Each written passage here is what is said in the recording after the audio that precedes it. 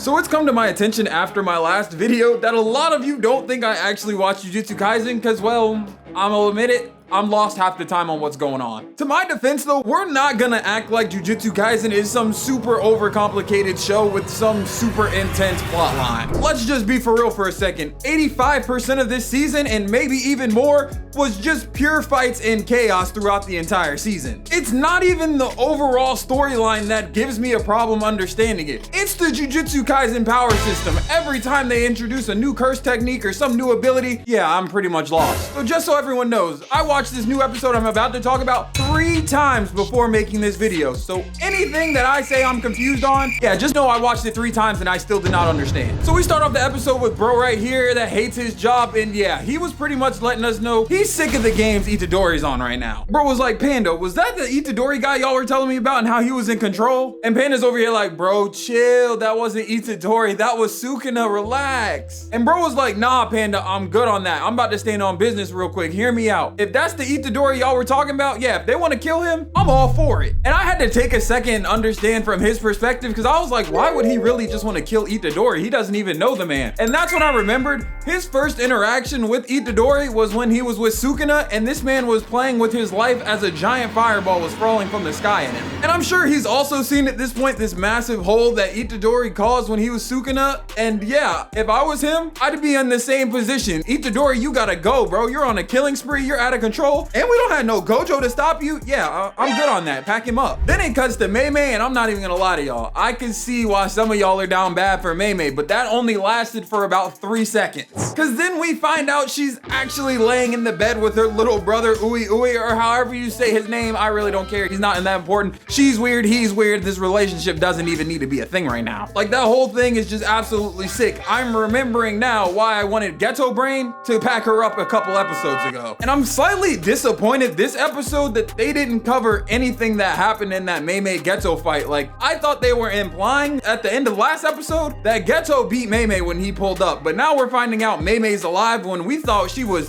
you know, devastated, eviscerated, evaporated off the planet Earth, and it turns out she's practically perfectly fine. Instead of being out there on the battlefield fighting for her life like everybody else, now she's just laying in bed with little bro, I guess. To be fair though, I have to respect Mei Mei for one thing. She is a bag chaser. Her phone rang, and before the first ring even finished, she was out of the bed, picked up the phone, fully dressed, like she was on top of it when it came to that money. She does not play about that money, and I'm just glad her little bro was able to escape that pedo domain expansion, because I think that was something none of us wanted to see anyway. Something I did want to see happen this episode though was Itadori finish off Mahito, which did not happen. Because Mahito, for some reason, decided all of a sudden he was gonna put his big boy pants on and try and sneak Brain Geto, but Brain Geto did not go for any of that and ends up absorbing Mahito, turning him into a little ball and, well, swallowing him whole. Pause. Which, I mean, I think we all agree Geto was gonna do that anyway, which is why Mahito attacked him, but still, Gege can't just ever give us what we want to see, huh? I really wanted to see Itadori landing the final blow on Mahito, finally ending this man and getting rid of him, but you know, it's Gege. We can't have nice things around here ever. And that's when we see exactly why Mechamaru did not want this weak Jujutsu High JV team pulling up to Shibuya, because they were not putting any work in when they pulled up. Sure, we'll give them some slack because Geto, let's not forget, is 1 out of 4 special grade sorcerers, but at the same time, that dude's arrows did nothing. The bullet shot did nothing. Shorty with the sword, she almost got one tap by Geto's Uzumaki. Like,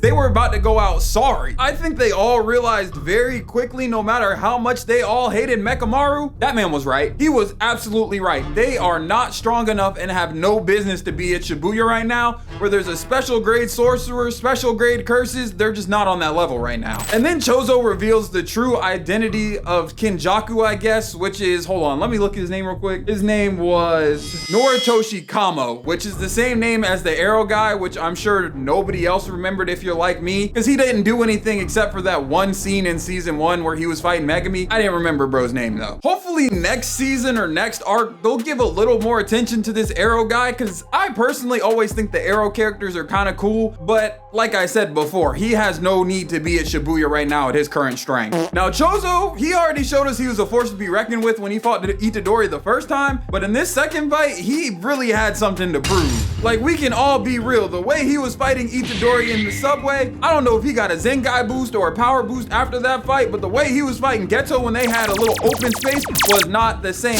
That would have been a quick fight for Itadori if Chozo had started off the fight like this. Like, bro got straight to work, he did not hesitate, he was straight standing on business the second he stepped on the battlefield. Somebody in Mappa though, they have to love Chozo, because he seemed like one of the, you know, least important characters or one of the more unimportant characters this entire season. But this is his second fight now, and yeah, both of his fights were beautifully animated. Like, they really took some time to give him some great moments, and I'm not complaining, honestly. Now I had to talk about one of the things I did not understand this episode, and that is, how are Itadori and Chozo related? Like, I hope they touch on it more, because it made me feel a little bit better when Itadori didn't even understand how they were related, but this man Chozo was really like ride or die for Itadori, and I still don't fully understand why. Like, are they actually brothers? Are they not? Like, I need them to talk about this a little bit more. This led to a hilarious line though from Panda when he's like, bro, do you have some special pheromones where people just like automatically think you're your brother or something? That line was actually hilarious. He's referring to the fact that not only has Chozo now called Itadori his brother, but also, as we seen in the last episode,